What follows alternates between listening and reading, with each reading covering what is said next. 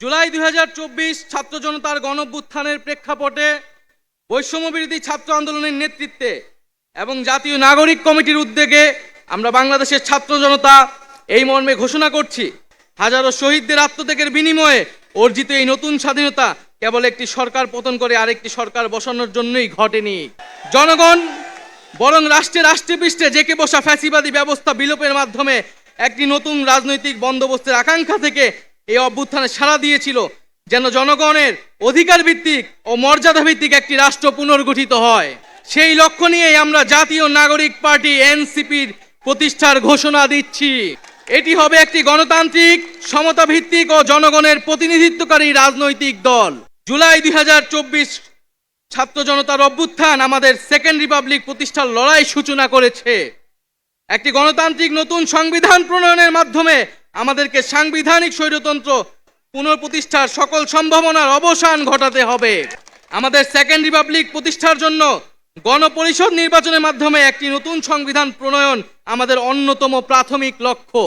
আমাদের সেকেন্ড রিপাবলিকে জাতীয় স্বার্থ সুরক্ষায় শক্তিশালী প্রতিরক্ষা ব্যবস্থা গড়ে তোলা হবে।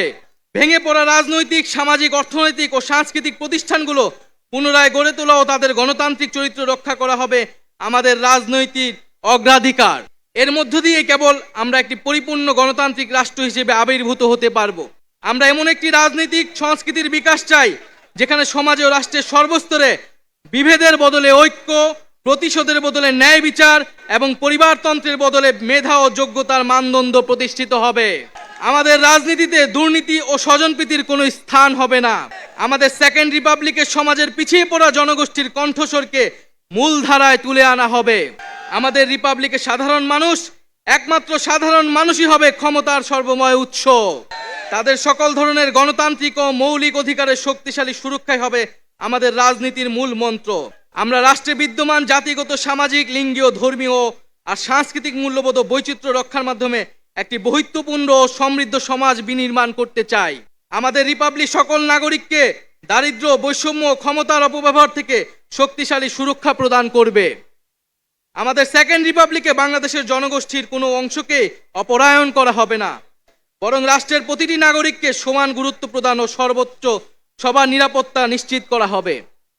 অর্থনীতিতে আমরা কৃষি, সেবা, উৎপাদন খাতের যথাযথ সমন্বয়ের মাধ্যমে এমন একটি জাতীয় অর্থনীতি গড়ে তুলতে চাই, যেটি হবে স্বনির্ভর, আয় বৈষম্যহীন ও প্রাণ প্রকৃতি পরিবেশের প্রতি সংবেদনশীল। আমাদের অর্থনীতিতে সম্পদ একটি নির্দিষ্ট গোষ্ঠীর হাতে পুঞ্জীভূত হবে না, বরং সম্পদের সুষম পুনর্বণ্টন হবে আমাদের অর্থনীতির মূল মন্ত্র।